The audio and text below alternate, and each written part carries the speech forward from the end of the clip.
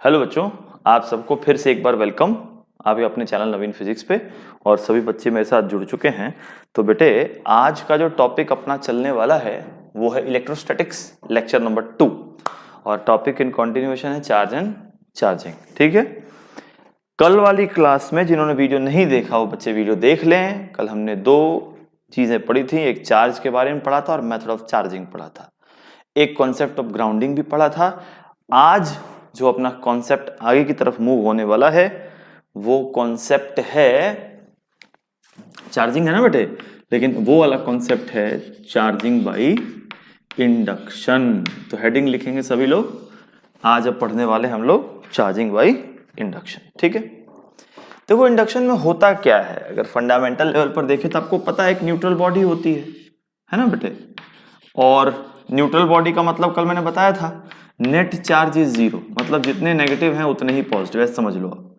तो this is neutral body. अगर आप इसके सामने एक पॉजिटिव चार्ज लाते हो तो क्या होगा बेटे, पॉजिटिव चार्ज लाओगे तो ये नेगेटिव इधर खिंच जाएगा, पॉजिटिव इधर चला जाएगा और हम बोलेंगे कि this portion is more negative, है ना, कल बताया था ना, एक्सेस नेगेटिव। और हम ये बोलेंगे बेटे दिस पोर्शन इज, कोई डाउट किसी को तो नहीं है, ठीक है ना, क्लियर है, चलो बढ़िया। This portion is excess positive. तो ये हो गया चार्जिंग बाय इंडक्शन। तो इंडक्शन में क्या होता है कि हम लोग बॉडीज को, मतलब टू बॉडीज को, है ना बेटे, आपस में टच नहीं कराते। Two bodies are never made in contact. दूसरा पॉइंट, इंडक्शन की डेफिनेशन क्या है? तो डेफिनेशन कुछ नहीं होता बेटे इन चीजों में, इनमें आप जबरदस्ती की डेफिनेशन बना लो, अलग बात है। इसमें क्या है कि when a charged body is brought near an uncharged body, when a charged body is brought near an uncharged or neutral body, opposite polarity is developed, आप लिख लो, opposite polarity is developed on the side facing the charge and this phenomena is called charging by induction। ठीक है, clear है? आ जाओ बेटे, मतलब इसमें हमेशा कौन सी पोलैरिटी डेवलप होती है? तो बच्चे बहुत अच्छे से समझ गए sir, opposite polarity is developed, है ना। कौन सी पोलैरिटी डेवलप होती है बेटे? अपोजिट। थर्ड बेटे, एक बार बताना, क्या इसमें इलेक्ट्रॉन्स मूव होते हैं कि उसके, मतलब इसी के अंदर शिफ्ट होते हैं? ध्यान से देखो, पहले भी 3 थे इलेक्ट्रॉन, क्योंकि मैंने कल बोला था ना कि चार्जिंग की पूरी प्रोसेस इलेक्ट्रॉन्स के कारण होती है।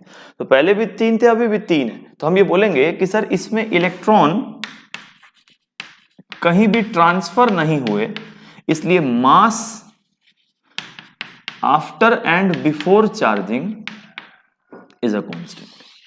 चार्जिंग के पहले जो इसका मास था और चार्जिंग के बाद जो इसका मास है वो बेटे हमेशा कांस्टेंट रहेगा। ठीक है, चौथा पॉइंट ये हो सकता है कि this method is a temporary method of charging. ये मजे वाली लाइन है बेटे। बेटे ये टेम्पररी मेथड मतलब, टेम्पररी मतलब ये है कि अगर आप इसको लाते हो तो नेगेटिव सामने आएगा और आप इसको हटाओगे तो वापस ये इंटरमिक्स हो जाएंगे और फिर से न्यूट्रल कहलाएगा। मतलब ये मेथड, ये चार्जिंग तभी तक रहेगी जब तक ये सामने वाली बॉडी यहाँ पर है। ये आपने देखा भी है कि अगर आप कंघी को, जैसे आपने देखा बेटे, कंघी को बालों में घिसा तो घिसा तो रबिंग, और मैंने कल बताया था घिसने से हीट पैदा होती है, हीट मिलने से उसको एनर्जी मिलता है, वर्क फंक्शन का कॉन्सेप्ट। जो नहीं देखा वीडियो देखो। तो आपने घिसा तो वो रबिंग और चार्ज आया, क्योंकि आपने पढ़ा था घिसने पे एक बॉडी पॉजिटिव, है ना। और फिर उसके बाद आपने उसको कागज के पास ले गए, तो आप कागज में टच नहीं करते, दूर ही रखते हो। तो दूर रखने से क्या होता है कि उसके सामने वाली अपोजिट पोलैरिटी आ जाती होगी और वो अट्रैक्ट कर लेता होगा। ठीक है ना। यहां पर बेटे कमाल की चीज समझ में आई कि ये बॉडी न्यूट्रल था, मतलब दिस बॉडी इज अनचार्ज्ड, और सामने अगर पॉजिटिव को लाएंगे तो इंडक्शन कारण अपोजिट पोलैरिटी आएगी, तो ये एक दूसरे को क्या करने लगेगा? अट्रैक्ट। मतलब यहां यह भी समझ में आया कि due to the phenomena of induction, due to induction there is attraction between, due to induction there is attraction between charged body and neutral body. Due to induction there is attraction between charged body, मतलब यार कल तक हम लोग क्या पढ़ते थे कि अट्रैक्शन केवल अपोजिट नेचर में होता है, लेकिन यहां क्या देखा कि न्यूट्रल था और ये चार्ज था, तो इनके बीच भी अट्रैक्शन हो सकता है due to the phenomena of induction. इसको मिटाता हूं मैं, एक चीज और बताना है बेटे, जैसे मैंने कल पढ़ाया था रबिंग में मैंने ये भी बताया था कि rubbing is the phenomenal process which takes place in conductors as well as insulators. वैसे ही इंडक्शन भी एक ऐसा फेनोमेना है कि ये हैपन्स इन कंडक्टर्स, ये कंडक्टर में भी हो सकता है बेटे, और एंड इंसुलेटर। ये बहुत कमाल की चीज होने वाली है, क्योंकि सर कंडक्टर में कैसे होता है ये तो अपने आप को तसल्ली होगा, क्योंकि कंडक्टर में इलेक्ट्रॉन्स कैन मूव, और वो इधर मूव हो जाते होंगे, ये इधर मूव हो जाता होगा, अगर ऐसा कुछ है तो ये हम समझ में आ गया, and this is induction, this is okay. लेकिन मेरा सवाल ये है बेटे कि अगर ये कंडक्टर नहीं है, अगर ये कंडक्टर नहीं होता और ये इंसुलेटर होता, तो फिर उसमें तो इलेक्ट्रॉन मूव ही नहीं कर पाते, और उसमें अगर इलेक्ट्रॉन मूव ही नहीं कर पाते तो फिर ये फेनोमेना कैसे होता है। तो इसको लिख लो, फिर हम लोग एक नेक्स्ट क्वेश्चन पे आएंगे, है ना। इसको आराम से लिखो, पहले नोट करो, सारी चीजें ले लेंगे, सारे कॉन्सेप्ट्स ले लेंगे, है ना। आप लोग पहले इसको नोट कर लो बेटे, फिर आगे बढ़ते हैं, ठीक है। हो गया, लिखो एक क्वेश्चन नोट करेंगे बेटे, लिखो तो, briefly explain how the phenomena of induction is possible in atoms or insulators. Briefly explain how the phenomena is possible in atoms or।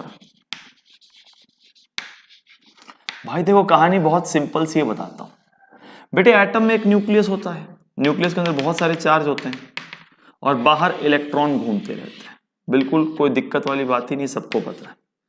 ये इलेक्ट्रॉन बेटे किस स्पीड से घूमते हैं? सेम स्पीड, मतलब इनके घूमने की स्पीड हर जगह बिल्कुल सेम होती है, सही है। तो यहां बोलते हैं कि सर एटम इज न्यूट्रल, तो यहां पे एक कॉन्सेप्ट आता है बेटे, that is called as centre of charge. जैसे सेंटर ऑफ मास होता था ना, तो ये न्यूक्लियस का सेंटर ऑफ चार्ज बीच में होगा। और बेटे चूंकि ये एक समझ लो एक यूनिफॉर्म रिंग ऐसे समझ लो, आप रिंग मत समझो, वैसे समझ लो कि इलेक्ट्रॉन्स एक मतलब सेम स्पीड से घूम रहे हैं, जितना टाइम यहां स्पेंड कर रहे हैं उतना यहां स्पेंड कर रहे हैं, उतना यहां स्पेंड कर रहे हैं, उतना यहां, तो सेम स्पीड से घूम रहे हैं। तो हम ये बोल सकते हैं कि इस पूरे का भी सेंटर ऑफ चार्ज, जैसे इसका सेंटर ऑफ चार्ज बीच में था और इसका भी सेंटर ऑफ चार्ज बीच में ही आएगा, जो सेंटर ऑफ मास होता था, तो ये दोनों कैंसिल हो जाते हैं और we can call the body as neutral. This is the concept of, जो सेंटर ऑफ मास हाइपोथेटिकल था ना बेटे कॉन्सेप्ट, वैसे ये भी हाइपोथेटिकल है। लेकिन अब सुनना, मान लो कि मैंने इसके सामने एक पॉजिटिव चार्ज रखा, ये न्यूक्लियस है आपका और यहां इलेक्ट्रॉन को, तो बेटे अगर पॉजिटिव चार्ज रखेंगे तो क्या होगा, सुनो, इसका सेंटर कहां आएगा, तो आप समझ ही रहो इसका सेंटर तो बीच में ही होगा। लेकिन बेटे पॉजिटिव के रखते ही जो ये इलेक्ट्रॉन है ना, ये जब यहां पहुंचेगा ना, यहां, तो इस रीजन में इसकी स्पीड स्लो हो जाएगी और उधर जाते ही उसकी स्पीड फास्ट हो जाएगी। अब कई बच्चे सोचेंगे फास्ट कैसे हो जाएगी भाई, देखो फास्ट कैसे बताता हूं। आपने सेंट्रीपिटल फोर्स का कॉन्सेप्ट पढ़ा है, एक बात बताओ, सेंट्रीपिटल फोर्स ही बॉडी को घुमाता है, यहां पर इलेक्ट्रॉन को अंदर की तरफ खींच रहा था ये, मान लो 10 से, अब इसके आने के कारण बाहर की तरफ भी तो 3 लगा, तो इस पर नेट फोर्स अंदर की तरफ 7 ही हुआ ना बेटे, तो सेंट्रीपिटल फोर्स की वैल्यू कम हो गई, तो यहां स्पीड भी इसकी कम हो जाएगी। क्लियर है? तो यहां आया तो इसकी स्पीड धीरे हो गई और यहां गया तो इसकी स्पीड फास्ट हो गई, मतलब ऐसे गया धीरे हो गया, ऐसे गया धीरे हो गया, आप समझ रहे हो। तो ज्यादा टाइम नेगेटिव चार्ज इधर स्पेंड करेगा, कम टाइम नेगेटिव चार्ज उधर स्पेंड करेगा, तो वी कैन टेल कि सर इसका नेगेटिव सेंटर इसका बीच में नहीं रहा, इधर ज्यादा टाइम स्पेंड कर रहा है, इधर कम टाइम स्पेंड कर रहा है, तो इसका नेगेटिव सेंटर थोड़ा सा शिफ्ट हो चुका है और पॉजिटिव वहीं का वहीं है। तो इस कारण this shifting dipole is formed. तो बताओ बेटे इसमें इलेक्ट्रॉन मूव किया या सेंटर ऑफ चार्ज शिफ्ट हुआ, जिस कारण क्या क्रिएट हुआ, डाइपोल। मतलब इन एन एटम और insulator due to shifting of charges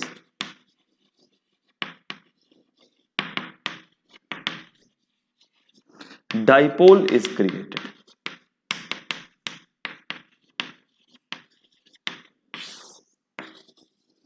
मतलब कि अगर मैं आपको बोलता हूं बेटे कि यही फेनोमेना आप मुझे दोनों में दिखाओ बना के, ठीक है, एक कंडक्टर में और एक इंसुलेटर में, तो देखो अगर ये कंडक्टर होगा तो आप नेगेटिव को ऐसे कर देना, पॉजिटिव को ऐसे कर देना और यहां पर आपका पॉजिटिव चार्ज था। This is the diagram for conductor. लेकिन अगर ये बॉडी इंसुलेटर है तो इंसुलेटर में बच्चे आप जानते हो कि आप इसको मूव तो नहीं करा सकते। नहीं कराने का मतलब कि आप इसके अंदर छोटे छोटे डाइपोल बना देना। क्लियर है? तो ठीक है ना। तो induction can take place in conductor as well as insulator. In conductor it takes place due to the movement of charges. In insulator it takes place due to the shifting of charges, that is due to the formation of electric dipole. लिख ले बेटे इसको एक बार।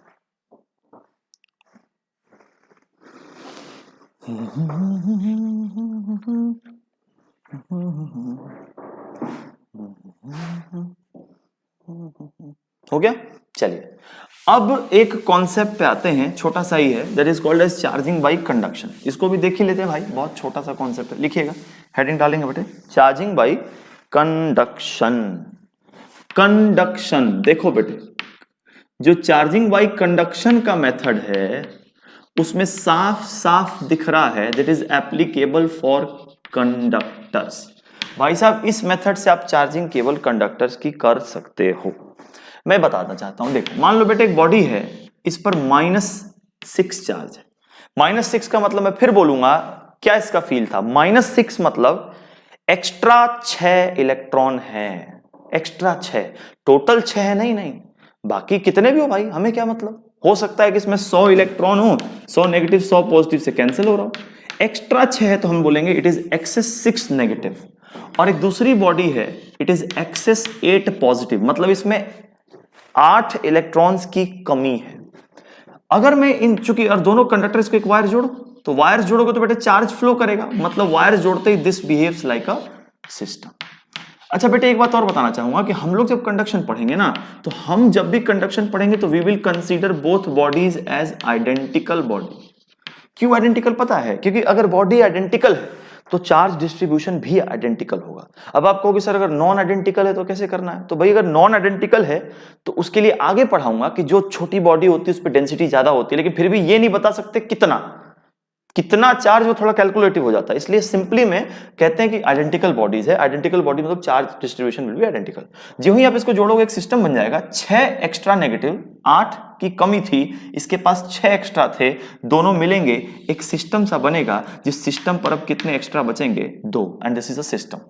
जो ही आप इसको अलग करोगे, क्योंकि मैंने बोला आइडेंटिकल बॉडीज हैं तो चार्ज डिस्ट्रीब्यूशन आइडेंटिकल, इस पर भी +1 आएगा, इस पर भी +1 आएगा। This is body number A, this is body number B, this is body number A, this is body. देखा बेटे पहले ए और बी पॉजिटिव नेगेटिव थे, ए और बी अब दोनों पॉजिटिव हो गए। आपने देखा बेटे पहले ये दोनों एक दूसरे को अट्रैक्ट कर रहे होंगे, अब ये फिलहाल दोनों एक दूसरे को रिपेल कर रहे हैं। तो मतलब एक चीज बताता हूं, this is valid for conductors. दूसरा, the charge of higher magnitude dominates। देखो तो भाई साहब इंग्लिश में क्या लिखा? the charge of higher magnitude dominates। भाई जी हायर मैग्नीट्यूड कौन था बेटे? पॉजिटिव का मैग्नीट्यूड ज्यादा था। तो जो फाइनल प्रोसेस के बाद दोनों पे चार्ज भी कौन सा है? पॉजिटिव है। तो जिसका मैग्नीट्यूड ज्यादा होगा वो डोमिनेट करता है।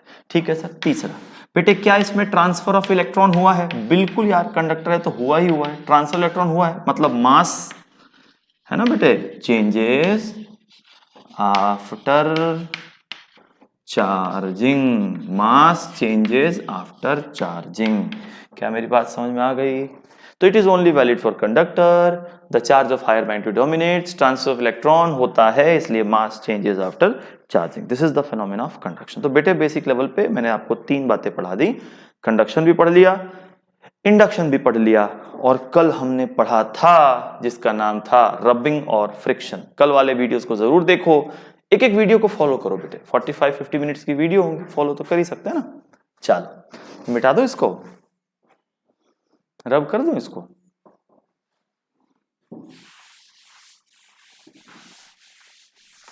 चलो 1 मिनट में थोड़ा मैसेज, ठीक है ना बेटे? अब आ जाओ। अब नेक्स्ट कॉन्सेप्ट में कैसे है देखो मैं बताता हूं। 1 मिनट रुक जाओ बेटे, थोड़ा ना लैपटॉप है, चलो हीट ना हो जाए ना वो, क्योंकि लाइव भी चल रहा है ना ये। चलो देखो, अब इस पर बेस्ड कुछ प्रॉब्लम्स लेते हैं। कुछ सवाल, ठीक। देखो यार, पहला सवाल जो सबसे बेसिक एनसीईआरटी का है, वो एक स्फीयर देता है एनसीईआरटी और कहता है sir how to make it positive, कैसे आप इसको पॉजिटिव बनाओगे, how to make it positive. Very simple, एक बॉल है। सबसे पहले आपने कल फर्स्ट स्टेप आपने पढ़ा था बेटे कि मैं ग्लास को, बहुत एग्जाम्पल थे, हमने वूल का और प्लास्टिक पढ़ा था, तो कोई नहीं, ग्लास सिल्क बेस्ट है। ग्लास को अगर सिल्क से रब करो तो glass is positive and silk is negative, सबको पता है। Very good. सेकेंड पॉइंट, अगर मुझे इसको पॉजिटिव बनाना है तो मैं सिल्क को यहां लाने जा रहा हूं बेटे। सिल्क को क्यों ला रहा हूं कि सिल्क को लाओगे तो यहां इंडक्शन होगा और पॉजिटिव इधर चले आएंगे और नेगेटिव इधर चले जाएंगे। Good, this is the induction process. बेटे ये पॉजिटिव को ये सिल्क क्या करके रखेगा, बाउंड। बाउंड मतलब बांध कर रखेगा, खींच कर रखेगा। Very good. थर्ड, नाउ ये सिस्टम ऐसा ही रहेगा बेटे, ये सिस्टम ऐसा ही रहेगा बेटे, बस इसकी हम क्या करेंगे, अर्थिंग। अर्थिंग करने से आपको पता है कि जो भी एक्स्ट्रा चार्ज है वो धरती में फ्लो कर जाएगा, मतलब कुल मिलाकर नेट चार्ज 0 होगा। तो यहाँ पे एक्स्ट्रा चार्ज में बेटे वैसे तो सारा फ्लो करना चाहिए, लेकिन चूंकि ये बाउंडेड है तो ये वाले धरती में फ्लो कर जाएंगे, ये खत्म हो जाएंगे सारे। तो चौथा स्टेप क्या आएगा बेटे, फोर्थ स्टेप विल बी कुछ इस लाइक, इस तरह का पिक्चर बनेगा। सिल्क है, ये ऐसा है, यहां पॉजिटिव है और ये ग्राउंडिंग के चलते खत्म हो गया। अभी सिल्क हटाएंगे नहीं, अगर सिल्क हटाएंगे तो ये फ्री हो जाएगा, फ्री हो भाग जाएगा। तो पांचवा स्टेप, ग्राउंडिंग को खोलेंगे और ये ऐसा रहेगा, ठीक है। और सिक्स स्टेप, सिल्क को भी हटा दोगे तो ये charge uniformly distribute, and this is our answer. कितना सिंपल है ना। How to make it positive, ये वैसे न्यूट्रल था, तो पॉजिटिव बनाने के लिए पहले हमने ग्लास सिल्क को रब किया, सिल्क को ले आए, ऐसे रखा, इंडक्शन हुआ, इसने इसको बाउंड कर लिया, फिर अर्थिंग कर दी ताकि भाई एक्स्ट्रा चार्ज भग जाए। फिर उसके बाद इसको भी नहीं हटाना, फिर हटाएंगे तो ये भी निकल लेगा, इसको हटाया कर। बहुत सिंपल सवाल है, this is the NCERT, pure NCERT based question, तो आप कर सकते हो बहुत मजे से। लिख लो आप इसको। नेक्स्ट क्वेश्चन पे आते हैं। कुछ अच्छे से चार्जिंग पे सवाल लेता हूं, 3-4 क्वेश्चन लूंगा ना तो वो कॉन्सेप्ट बिल्कुल शार्प हो जाएगा, ठीक है। चलिए, एक क्वेश्चन था कि एक लड़का 2 कंडक्टर्स को रब, ये लिखा हुआ बेटे सुनिएगा आप। एक लड़का 2 कंडक्टर्स को रब कर रहा था, 2 कंडक्टर्स को रब कर रहा था और नंगे पैर खड़ा था धरती पे। तो उसने पाया कि कितना भी रब कर रहा है वो कंडक्टर पे चार्ज हो ही नहीं रहा। तो क्या रबिंग का मेथड फेल हो गया? क्योंकि रबिंग तो हमने पढ़ा था ना, रबिंग कंडक्टर के लिए भी होता है, इंसुलेटर के लिए भी। इंडक्शन कंडक्टर के लिए भी, इंसुलेटर के लिए भी। Conduction only for conductor. तो क्यों नहीं हो रहा था चार्ज? तो हम बोलेंगे देखो सर, रबिंग फेल नहीं हुआ, रब कर रहा था, एक पर पॉजिटिव एक पर नेगेटिव आ रहा होगा, लेकिन चूंकि वो नंगे पैर खड़ा था तो the charges would have been flowing to the earth. वो सारे चार्ज, एक्स्ट्रा चार्ज धरती में चले जा रहे होंगे, जिस कारण उस पर कोई नेट चार्ज होता दिखाई नहीं। तो मतलब कभी भी आप कंडक्टर्स की चार्जिंग करते हो तो हमें ध्यान रखना है कि हम एक इंसुलेटिंग सरफेस पे खड़े हो। कंडक्टिंग सरफेस पर रहेंगे तो वो चार्ज धरती में फ्लो भी कर सकता है। क्लियर है बेटे? चलिए, इसके बाद एक क्वेश्चन है। क्वेश्चन क्या है? देखो, क्वेश्चन है कि मान लो बेटे मैं आपको 3 बॉडी दे दूं, डेटा मैं अपने मन से ले रहा हूं। मान लो बेटे इस पे -8 है, इस पे +6 है और इस पे -10 है। कहता है सर आपको एक बार ए और बी को टच करना है, एक बार बी और सी को टच करना है, एक बार ए और सी को टच करना है। बताओ क्या कैसे होगा? तो वेरी सिंपल, अगर मैं ए और बी को टच करूंगा तो this will be a system. इस सिस्टम पर चार्ज विल बी -2। सेपरेट करेंगे तो आपको पता है कि दिस पर भी -1 होगा, इस पर भी -1 होगा। नाउ बी एंड सी को टच करना। अगर आप बी और सी को टच करोगे तो बी पर -1 है, सी पर -10 है। इस डेटा को -10 की जगह बेटे एक काम करता हूं, 9 कर लेता हूं कैलकुलेशन के लिए, कोई बहुत बड़ी चीज। तो 9 इस पर था, तो आपको पता है कि 9 इस पर है, -1 बी पर है, तो सिस्टम पर हो जाएगा 8। 8 का मतलब अगर आप इसको सेपरेट करोगे तो इस पर आएगा 4 और इस पर भी आएगा 4, बी और सी पे, है ना। अब कहता है ए और सी को टच करो, तो फिर से एक सिस्टम बनेगा। ए पर -1 है, सी पर 4 है और इसको टच करेंगे तो इस पर 3 आएगा। दोनों को सेपरेट करेंगे तो ए और सी पर 1.5 और 1.5, मतलब पॉजिटिव है। डेटा मत जाना कि सर फ्रैक्शन 1 उस पर ध्यान नहीं दे रहा मैं। तो आप फाइनली क्या देख सकते हो बेटे कि ए आपका नेगेटिव हो चुका है सॉरी, ए आपका पॉजिटिव हो चुका है, सी आपका पॉजिटिव हो चुका है और बी भी आपका पॉजिटिव हो चुका है। ध्यान से देखो, ए पॉजिटिव हो चुका है, बी पॉजिटिव हो चुका है और सी भी पॉजिटिव। एक बार दोबारा बताता हूं, इसको टच किया, एक सिस्टम बना, कंडक्शन सिस्टम पे चार्ज -2 अलग किया, -1 बी और सी को टच किया, बी और सी को 8 अलग किया, 4 ए और सी को टच किया, ए और सी को 3 1.5। तो हमने क्या देखा कि पहले कुछ पॉजिटिव थे कुछ नेगेटिव थे, but due to conduction all has become positive. तो ये कंडक्शन का बेसिक एप्लीकेशन है, ठीक है ना, कोई बहुत बड़ा सवाल नहीं है। आप इसको लिखो, मैं 1 मिनट आ रहा हूं बेटे, नोट कीजिए इसको आप।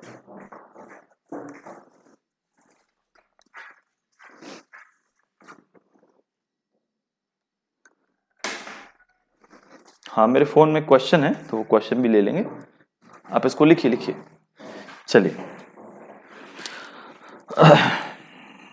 नेक्स्ट, अगर हो जाए तो जल्दी बताओ, फिर नेक्स्ट पे आए।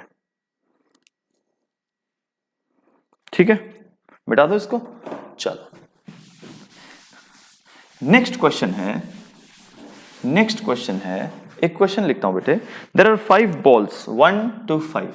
हमारे पास 5 गेंद हैं, 1 2 3 4 5।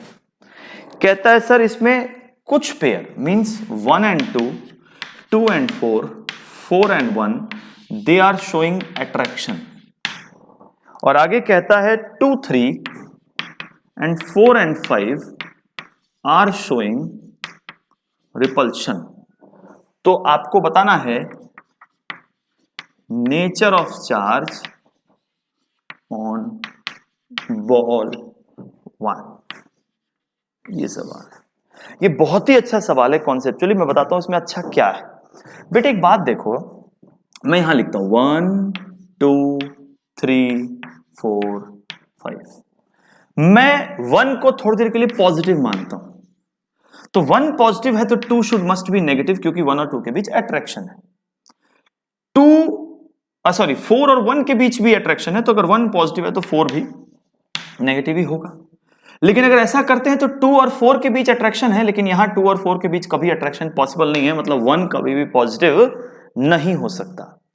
वेरी गुड, 1 को नेगेटिव लेते हैं। अगर 1 नेगेटिव है तो 2 पॉजिटिव होना चाहिए, क्योंकि कहता है 1 और 2 एक दूसरे को अट्रैक्ट करते हैं। 1 को नेगेटिव लेते हैं तो 4 पॉजिटिव होना चाहिए, क्योंकि 1 और 4 एक दूसरे को अट्रैक्ट करते हैं। लेकिन 2 और 4 फिर एक दूसरे को रिपेल करेंगे, इट इज नॉट पॉसिबल।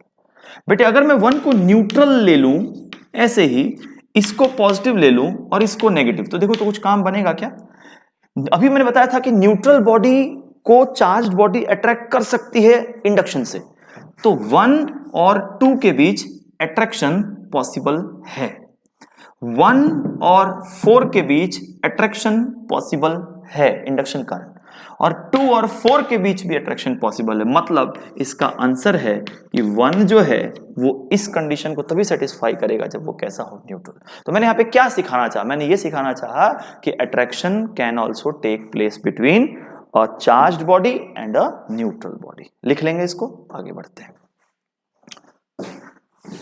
एक बोर्ड में क्वेश्चन आया था कि what do you mean by the term Q1 into Q2 greater than 0 and Q1 into Q2 less than 0। मेरे ख्याल से बच्चे देखते ही समझ जाएंगे, कोई बहुत बड़ी चीज है नहीं।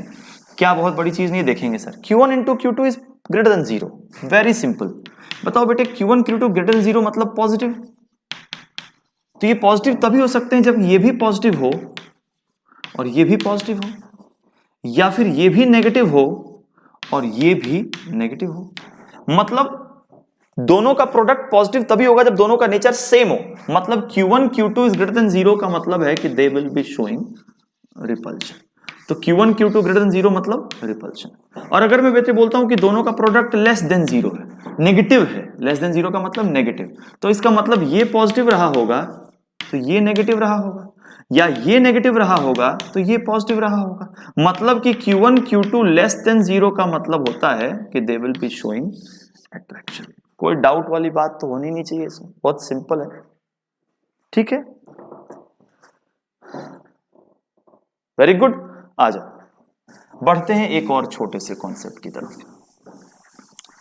एक छोटा सा कॉन्सेप्ट और है बेटे, ध्यान से देखेंगे क्या है। सुनो, कॉन्सेप्ट ये है कि एक क्वेश्चन आता है कि जैसे मान लो कोई ट्रक है, ठीक है, और इस ट्रक में कोई इनफ्लेमेबल सब्सटेंस है, ठीक है, इस ट्रक में एक पेट्रोल भरा हुआ है मान लो,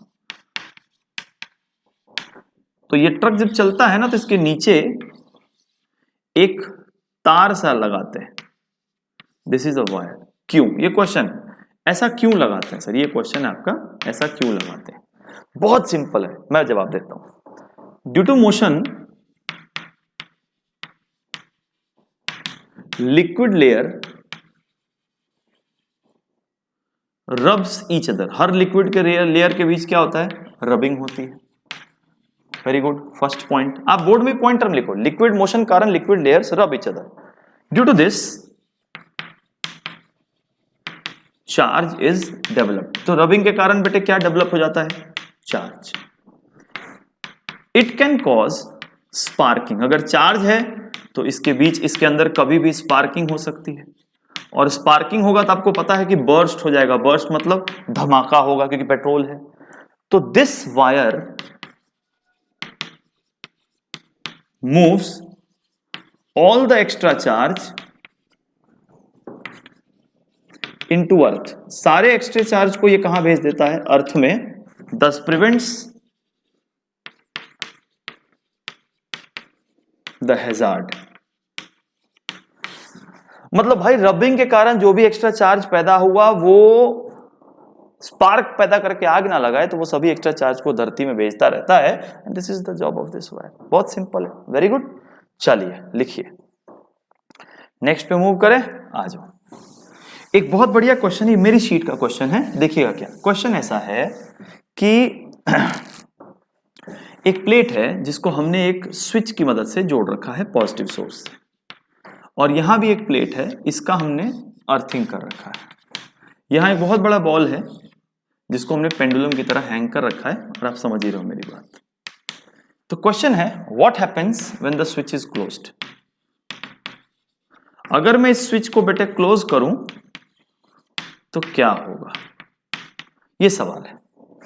तो पहली बात तो ये होगा कि सर अगर आप इस स्विच को क्लोज करोगे तो यहां क्लोज करते ही पॉजिटिव आएगा, और ये प्लेट बहुत, और यहां नेगेटिव को छोड़ दो आप, वैसे आप नेगेटिव रहने दो, आप इसको खेलो ही मत, पॉजिटिव आएगा, आपको ये पता है। तो पहली बात पॉजिटिव आएगा। तो फर्स्ट स्टेप, बॉल में कौन सी घटना घटेगी बेटे, जल्दी जल्दी जवाब जवाब जवाब, इंडक्शन। बॉल का इंडक्शन होगा, मतलब यहां नेगेटिव आएगा, यहां पॉजिटिव आएगा, तो मतलब बॉल इस प्लेट पर अट्रैक्ट होगा और बॉल ऐसे हो जाएगा। समझ रहे हो ना, ये कौन सी घटना घटेगी बेटे, अट्रैक्शन। पहला पॉइंट है कि बॉल का क्या होगा, अट्रैक्शन, बॉल आके चिपकेगा। बताओ बेटे, ये बॉल आकर के इस प्लेट पे चिपकेगा, प्लेट पे बहुत सारे पॉजिटिव, क्योंकि ये तो सोर्स से जुड़ा है, तो चिपकेगा मतलब देयर विल बी कंडक्शन। और यहां कहा है कि this ball is a metal ball, ये भी आप लिख ही लो, नहीं तो बाद में कहीं कंफ्यूजन। तो चिपकेगा मतलब कंडक्शन, और कंडक्शन में कौन डोमिनेट करता है, बड़ा मेजॉरिटी का चार्ज, मतलब कंडक्शन होगा, और बॉल मेजॉरिटी पॉजिटिव थी तो बॉल भी पॉजिटिव हो जाएगा।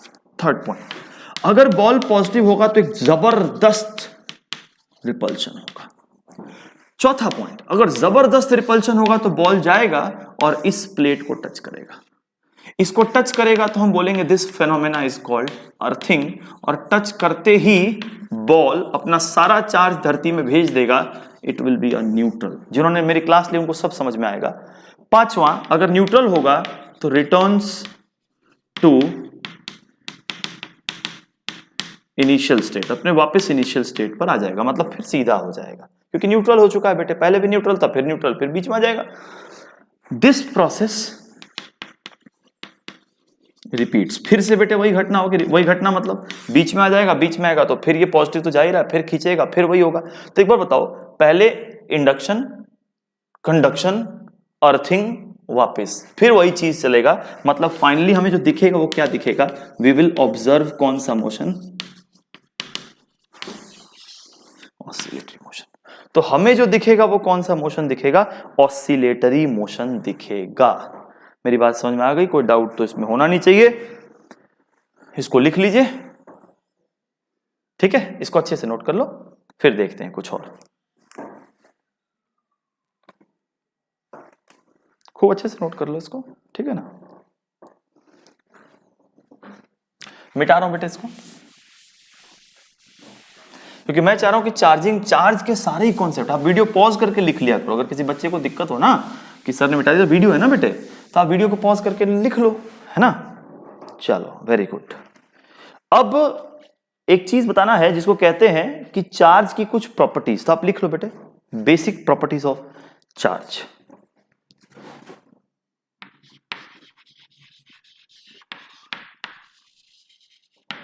Basic properties of charge. पहली चार्ज की जो प्रॉपर्टी होती है ना बेटे, that is called as quantization. Quantization क्या है समझो।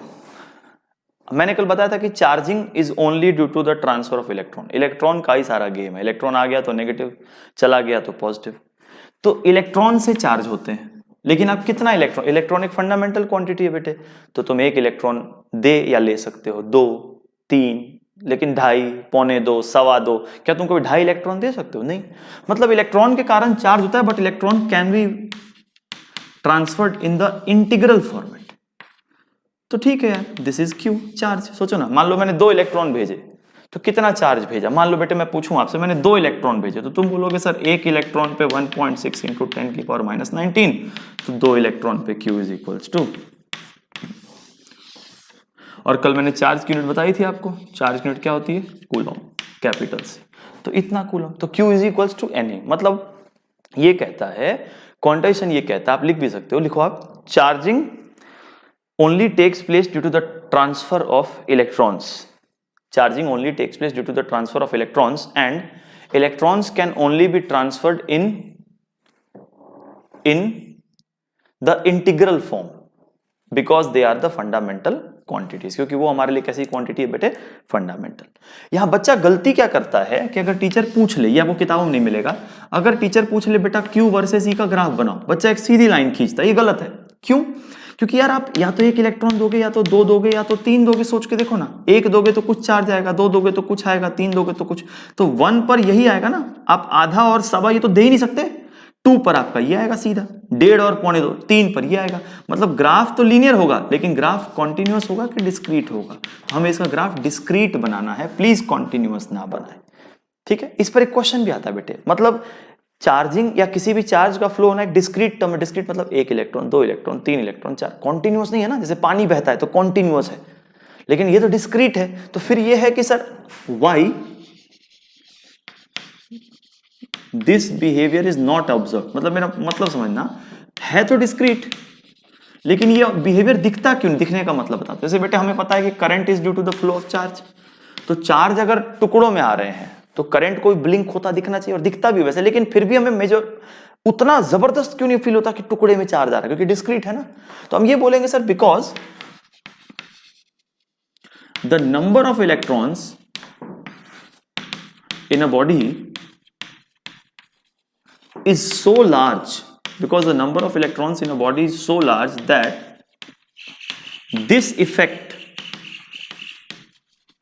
is vanished। इतने ज्यादा इलेक्ट्रॉन्स की संख्या होती है कि आपको पता ही नहीं चलता बेटे। आप समझ रहे? जैसे आप बहुत छोटे छोटे छोटे छोटे छोटे छोटे बहुत सारे डॉट लगा दो और दूर से जाकर के देखो, तो आपको डॉट नहीं, आपको पूरा काला सा दिखेगा। क्यों?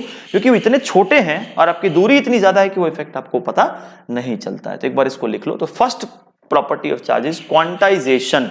मतलब हम चार्जिंग तो इलेक्ट्रॉन की मदद से करते हैं, लेकिन हम इलेक्ट्रॉन को फ्रैक्शन में नहीं दे सकते, उसको एक इंटीजर के फॉर्म में देना होगा। हाँ, एक बात और बोल दूं, मुझे ध्यान आया, यहां प्लस और माइनस भी लगा सकते हो। क्यों बेटे प्लस माइनस?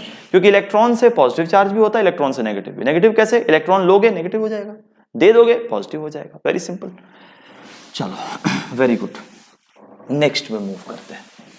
एक चीज और पूछना चाहूंगा बच्चों से, ध्यान देंगे क्या, कि दूसरी प्रॉपर्टी है that is called as conservation of charge. भाई जी ये क्या है समझो, बहुत सिंपल है। इसका पहले स्टेटमेंट, बच्चे ना पेपर में इसका स्टेटमेंट ही गलत करके आते हैं। यहां पर आपको पेपर में ये लाइन लिखना है, for an isolated system the total amount of charge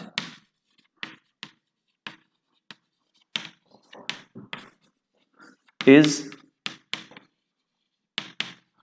constant. इसी को शॉर्ट में ऐसे बोलते हैं, this charge can neither be created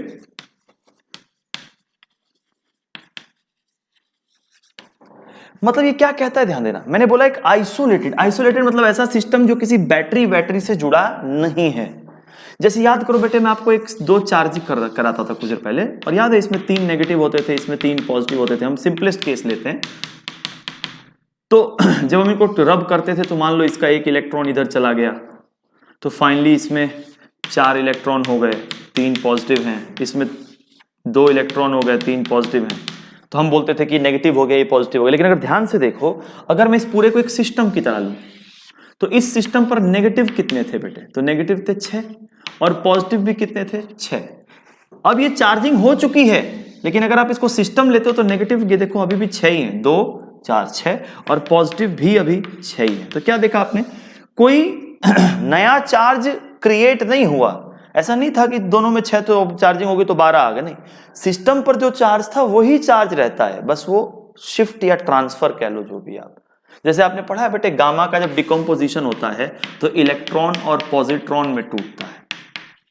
positron is E plus, electron is E minus. अब ध्यान से देखो, गामा तो न्यूट्रल था, तो गामा को अगर एक सिस्टम मानो तो सिस्टम के टूटने से 2 बातें हैं, लेकिन अगर if you treat this as a system, तो सिस्टम तो बेटा अभी भी न्यूट्रल ही है ना। तो आपने क्या देखा कि कोई नया चार्ज क्रिएट नहीं होता, वो सब पहले से मौजूद है। बस हम बोलते ऐसे हैं कि यार जैसे इसको रब किया, एक इधर आ गया, तो अब हम बोल देंगे भाई this has become extra negative, ऐसे ही बोलते थे ना, this has become extra negative. इसको क्या बोलते थे याद होगा, this has become extra positive. तो हमारे लिए बॉडी चार्ज हो गई, लेकिन अगर सिस्टम की तरह देखें तो कोई फर्क नहीं। तो this is conservation of charge. For an isolated system the total amount of charge is always conserved. Isolated, अगर बैटरी जोड़े हो तो फिर तो सिस्टम पे बाहर से चार्ज सप्लाई कर रहे हो ना बेटे, तो आइसोलेटेड रखना है, मतलब कोई बैटरी से जोड़ के नहीं रखना है, ठीक है। थर्ड प्रॉपर्टी जो बहुत ही इंपॉर्टेंट है, that is called as invariance of charge. लिखेंगे, third is invariance of charge. देखो बेटे, इनवेरियंस को अगर ध्यान से देखें तो इनवेरियंस का मतलब है नॉट वेरी, मतलब जो चीज वेरी ना करे वही तो इनवेरियंस है ना। तो इनवेरियंस मतलब नॉट वेरी, समझ रहे हो आप? अब मेरी बात सुनो, इनवेरियंस क्या कहता है मैं बताता हूं। एक आइंस्टाइन ने एक फॉर्मूला बताया था जिसके बारे में बहुत ज्यादा नहीं जाना, क्योंकि लोग आधा जानते और बताते पूरा है, वो काम नहीं करना। जब आप इस फॉर्मूले को डिटेल में नहीं जानते हो तो इसमें कूदो भी मत। मैं इतना बताना चाहता हूं बेटे, दिस इज द इफेक्टिव मास, और मैं तुम्हारी भाषा में इसको सिंपल करके बताता हूं, this is the rest mass. Rest mass का मतलब ऐसा मास बेटे जब बॉडी किसमें थी, रेस्ट में। अब मेरी बात ध्यान से सुनो, आइंस्टाइन ने यह कहा कि यार मान ले बेटे कि इस चीज की वेलोसिटी बढ़ाएं, तो वेलोसिटी अगर बढ़ाओगे तो ये बढ़ेगा, ये बढ़ेगा तो ये पूरा टर्म बढ़ेगा, ये बढ़ाओगे तो ये पूरा टर्म बढ़ेगा, ये पूरा टर्म बढ़ेगा तो ये माइनस में है तो ये पूरा टर्म घटेगा, और ये घटेगा तो ये ऑब्वियस ही बात है बढ़ेगा। मतलब उन्होंने ये कहा कि अगर आप वेलोसिटी को बढ़ाते हो तो आपका इफेक्टिव मास भी बढ़ जाता है। ये इन्होंने ये कहा, इतना समझो, वेलोसिटी को बढ़ाने पे इफेक्टिव मास बढ़ जाता है। सिंपल भाषा में बताऊं तो ऐसे समझो, एक बॉल है, लेकिन ये वैसे सही परफेक्ट एग्जांपल नहीं है, लेकिन एक फील के लिए एक बॉल है। एक बॉल को तुम धीरे से फेंको तो उसका प्रभाव कम पड़ेगा, जोर से मारो तो आपको ज्यादा असर करेगा। मतलब वेलोसिटी आने से उसका उसके इफेक्ट में फर्क आता है, तो हम ये बोल सकते हैं इफेक्टिव मास में फर्क आता है। लेकिन सर ऐसा रियल लाइफ में तो नहीं होता कि वेलोसिटी बढ़ाते हमारा वजन बढ़ जाता है। क्यों? क्योंकि इन जनरल सिचुएशंस, हमारी जो लाइफ का जनरल सिचुएशन है, हमें पता है कि हमारी वेलोसिटी लाइट की स्पीड से काफी कम होती है, तो v/c इज नेग्लिजिबल, और यहां तो v/c का स्क्वायर है सर, तो बिल्कुल ही लगभग 0 हो जाता है। तो अगर ये 0 होगा तो आप देखो m is equals to m0, मतलब हमारे लिए मास एक कैसी क्वांटिटी है, कांस्टेंट। क्योंकि हम लोग बेटे ये भी तो पढ़ते हैं law of conservation of mass, हम तो ये भी पढ़ते थे कि मास can neither be created nor be destroyed. तो हाँ भाई, मास can neither be created nor be destroyed, mass change नहीं होता जनरली, क्योंकि हमारी वेलोसिटी लाइट की तुलना में काफी कम है। लेकिन जिस चीज की वेलोसिटी लाइट के कंपेरेबल है, तो आइंस्टाइन ने कहा कि वहां पर अगर आप वेलोसिटी को बढ़ाते हो तो मास बढ़ेगा। ये एक आइंस्टाइन के कहा नाम था। तो ये इनवेरियंस ऑफ चार्ज का मतलब क्या है? इसको सिंपल कह सकते हैं कि the magnitude of charge on a body,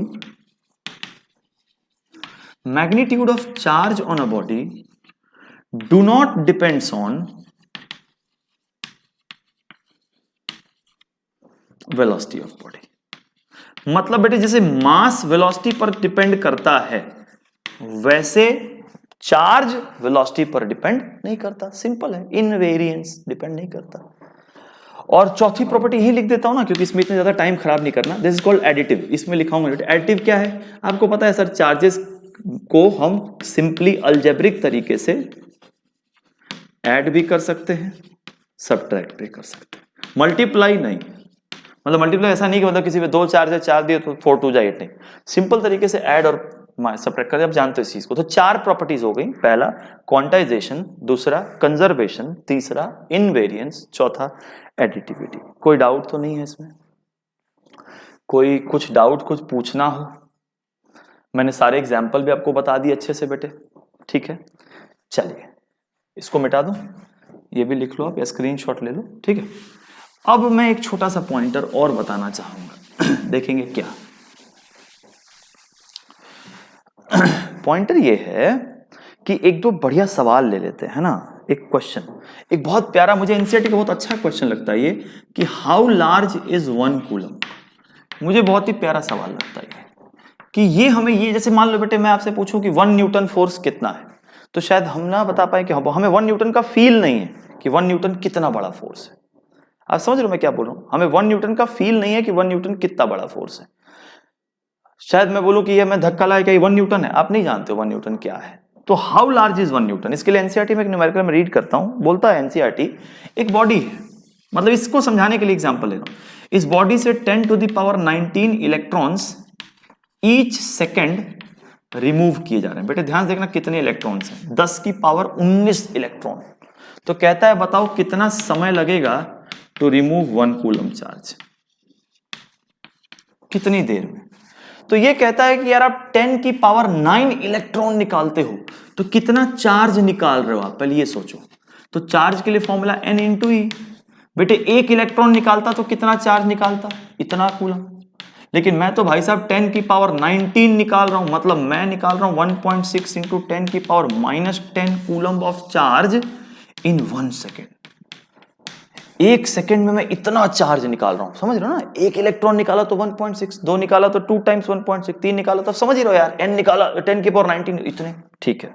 मतलब 1 सेकेंड में, ऐसे लिखता हूं, मतलब 1.6 इंटू 10 की पावर -10 कूलम चार्ज 1 सेकेंड में निकल जाता है। तो 1 कूलम चार्ज को निकालने में 1/1.6 इंटू 10 की पावर -10 सेकेंड लगेंगे। अगर ध्यान से देखें तो ये हो जाएगा 1.6 का मतलब बेटे ऊपर जाएगा तो 10 की पावर 11/16 सेकेंड्स। और अब ध्यान से देखो तो 10 की पावर 11/16 ये एनसीईआरटी कहती है कैलकुलेट करके लगभग 200 साल आता है। मतलब मेरे प्यारे बच्चों 1 कूलम चार्ज को इतनी तेजी से निकालोगे तो भी 200 साल लगेंगे। मतलब कि 1 coulomb charge is a very large unit, एक बहुत ही जबरदस्त यूनिट ऑफ चार्ज है 1 कूलम चार्ज। इसीलिए हम लोग जनरली बात करते हैं इसमें या फिर इसमें। इसको हम बोलते हैं बेटे माइक्रो कूलम, और सॉरी इसको बोलते हैं बेटे हम लोग मिली कूलम, और इसको बोलते हैं हम लोग माइक्रो कूलम। समझ गए? माइक्रो मतलब 10 की पावर -6, मिली मतलब 10 की पावर -3। क्लियर है? तो आज के लेक्चर में आप इतना करो, फिर हम अगले लेक्चर में कंटिन्यू करेंगे बेटे। फिर हम मिलेंगे लेक्चर नंबर 3 में। आप इसको अपने दोस्तों को शेयर करो, इसको खूब डिटेल बढ़िया से नोट्स बनाओ। फिर मिलते हैं अगले वीडियोज में, तब तक टेक केयर।